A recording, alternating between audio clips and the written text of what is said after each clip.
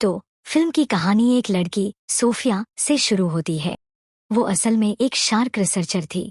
वो अपने दोस्तों के पास पैसिफिक ओशन में आई थी ताकि वो एक शार्क, जिसका नाम लिलिथ है, को ट्रैक कर सके। सोफिया और उसकी टीम लिलिथ का काफी समय से पीछा कर रही थी और आज भी उन्हें लगता है कि कब लिलिथ उनके रडार पर वापस आएगी ताकि वो उसका सैंपल लें और उस पर रिसर्च करें। फिर अचानक इन रडार्स पर ऐसे सिग्नल आने लगते हैं जैसे वो शार्क लिलिथ उनके इलाके में आ रही है। इस टीम के 4 लोग, जिसमें सोफिया का पति भी शामिल है, सागर में कूद पड़े और लिलिथ को ढूंढने लगे, जहां उन्हें एक बच्चा व्हेल दिखता है, जो असल में बच्चा था लेकिन उसका आकार बहुत बड़ा था। और डराने वाली बात ये थी कि उस बच्चा व्हेल का आधा शरीर गायब था। अब ये लोग सोच रहे थे कि इस व्हेल का कातिल कौन हो सकता है। तभी उनके सामने व्हेल का खून आता है। हाँ, वो कोई और नहीं बल्कि लिलिथ थी जो अब उनके सामने आ गई थी।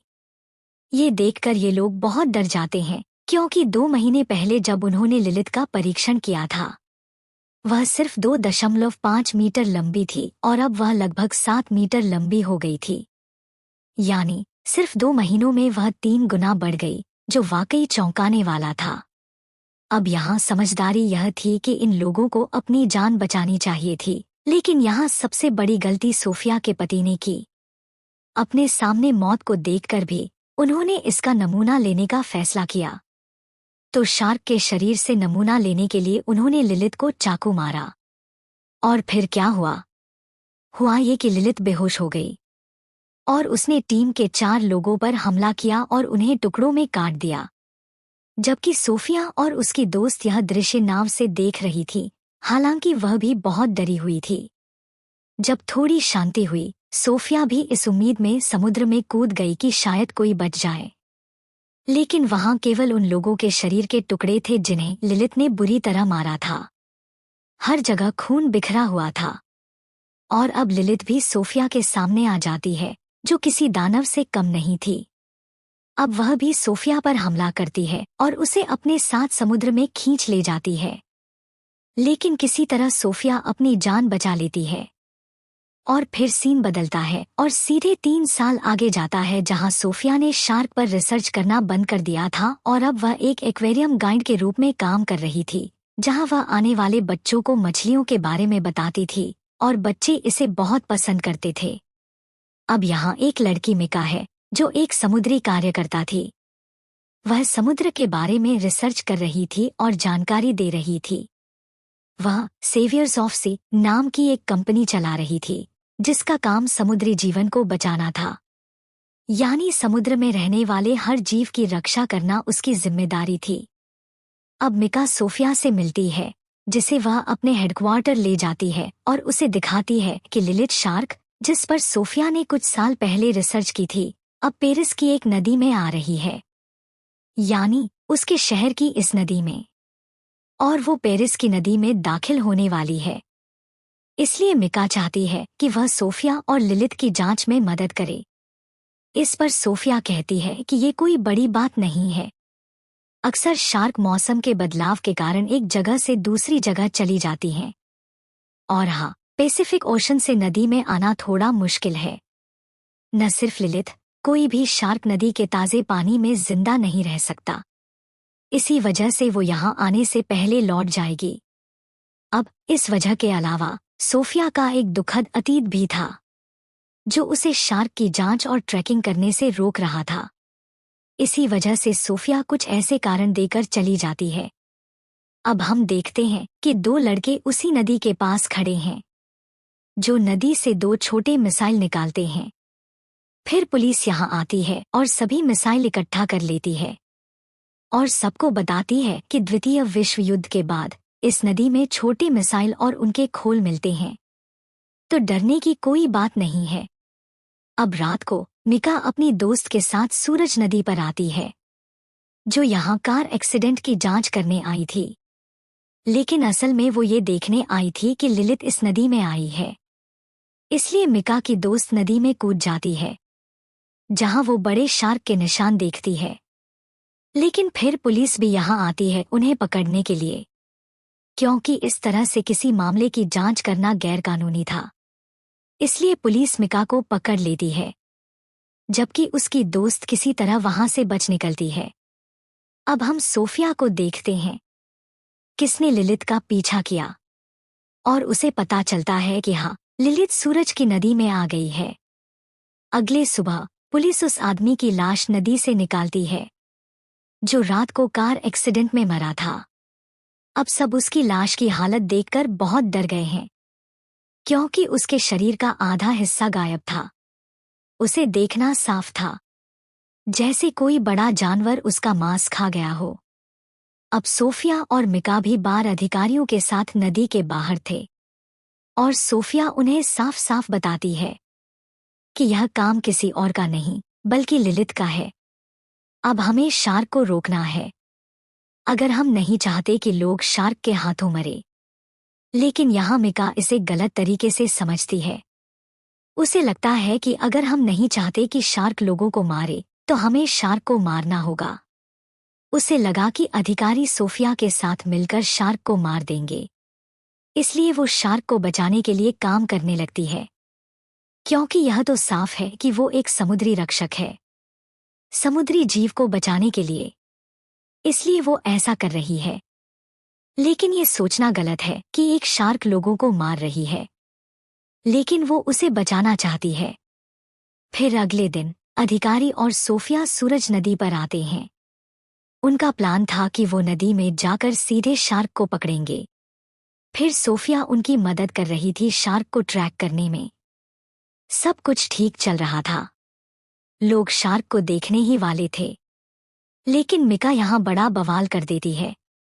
अपने हैकर दोस्त की मदद से वो सोफिया के ट्रैकर सिग्नल खराब कर देती है, जिससे अब लोग शार्क को ट्रैक नहीं कर पा रहे हैं। और ये तो साफ है कि उन अधिकारियों के लिए बड़ा खतरा था, जो नदी पर गए थे। लेकिन लिलित वहां नहीं जाती और अपना रास्ता बदल लेती है, ताकि अधिकारियों को अपनी जान बचाने का मौका मिल सके, और वे सुरक्षित बाहर आ जाते हैं। लेकिन ये एक बहुत गंभीर हालत बन जाती है कि शहर के बीच में सन रिवर में एक दानव शार्क घूम रही है। इसलिए अधिकारी वहां जाते हैं और मेयर को बताते हैं। जब मेयर चिंतित होती है, तो वो कहती है कि किसी तरह हमें उस शार्क को रोकना होगा, क्योंकि कुछ दिनों बाद उसी सन रिवर पर एक बड़ा इवेंट होने वाला है, जिसे वो किसी भी हाल में रद्द नहीं कर सकती। इसीलिए अफसर लिलित को रोकने के बारे में सोचने लगते हैं, जबकि मिका एक वीडियो बनाती है और इसे कई समुद्री कार्यकर्ताओं को चुपचाप भेज देती है। वो उन्हें शार्क के बारे में बताती है कि सरकार उसे और उसकी तरह की दूसरी शार्क को मारना चाहती है, इसलिए हमें आगे आना होगा और हमें उनकी रक्षा करनी होगी। शार्क हमें क्यों नहीं खाती? फिर वो कहती है कि इसके लिए आज रात हमें पेरिस के कैटाकॉम्ब में आना होगा। कैटाकॉम्ब असल में पेरिस के नीचे एक सुरंग है, जो पूरे पेरिस में फैली हुई है। अब मिका अपने पूरे प्लान के बारे में अपने सहकर्मियों को बताती है, लेकिन उससे पहले उसकी एक दोस्त पुलिस के पास गई। उसने उन्हें इस रहस्य योजना के बारे में सब कुछ बता दिया, जहां उन्हें पता चला कि इस बार शार्क पेरिस के कैटाकॉम्ब में है। फिर जैसे जैसे रात हुई, मिका उन समुद्री कार्यकर्ताओं के साथ कैटाकॉम्ब में पहुंची। यहाँ सोफिया और अधिकारी भी आए, क्योंकि उन्हें भी मिका की योजना के बारे में पता चल गया था।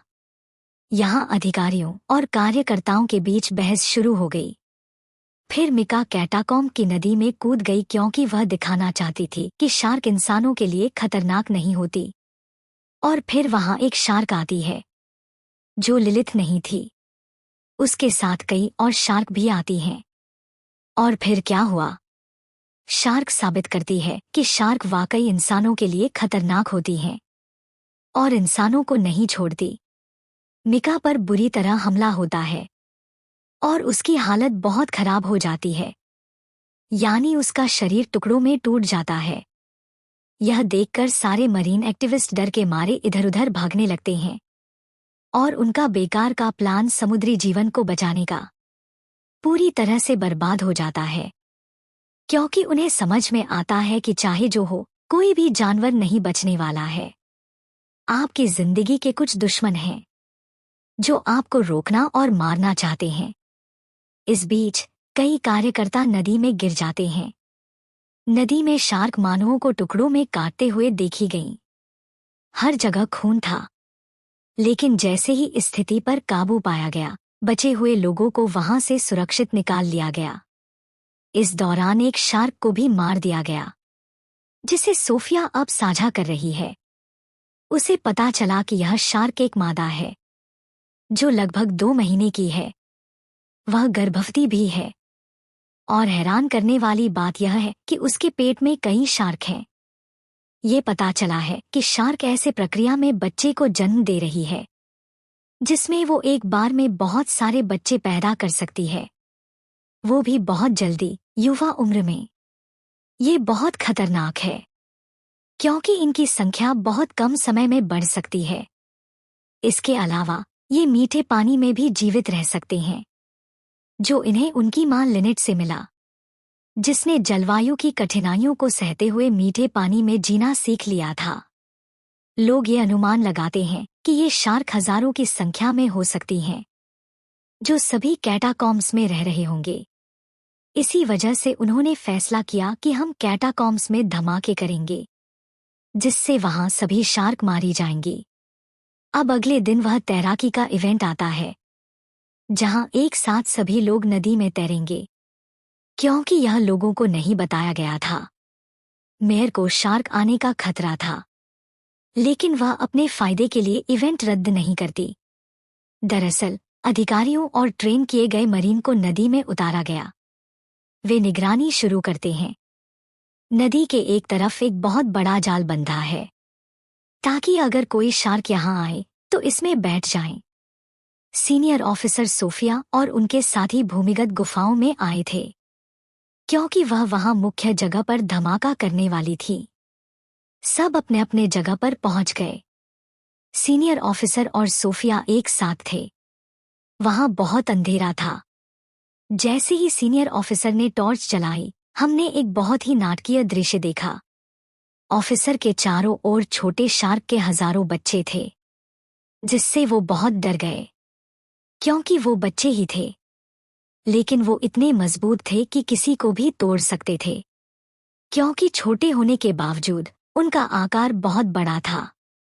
सारे बम अपनी जगह पर लगे हुए थे, लेकिन बम फटने से पहले एक शार्क सीनियर ऑफिसर पर हमला कर देती है, लेकिन किसी तरह वो बम उड़ा देता है।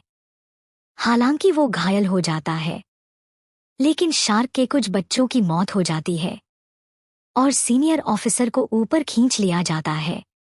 अब जब सोफिया वापस नदी में जाती है तो लिलित उसके सामने से गुजर रही थी। अपने बच्चों के शवों के टुकड़े देखकर वो बहुत उदास थी और वो गुस्से से भरी हुई थी और वो सोफिया को नहीं देख सकती, लेकिन वो गुस्से से भरी हुई है। वो जाल तोड़ देती है और उस जगह पर आ जाती है जहां तैराकी की रेस शुरू हुई थी।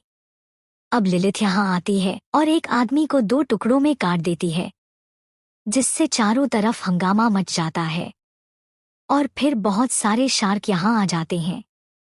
ये शार्क कैटाकॉम्ब में नहीं रह रहे थे, इसलिए उन्हें धमाकों से कुछ नहीं हुआ और उनकी संख्या बहुत ज्यादा थी।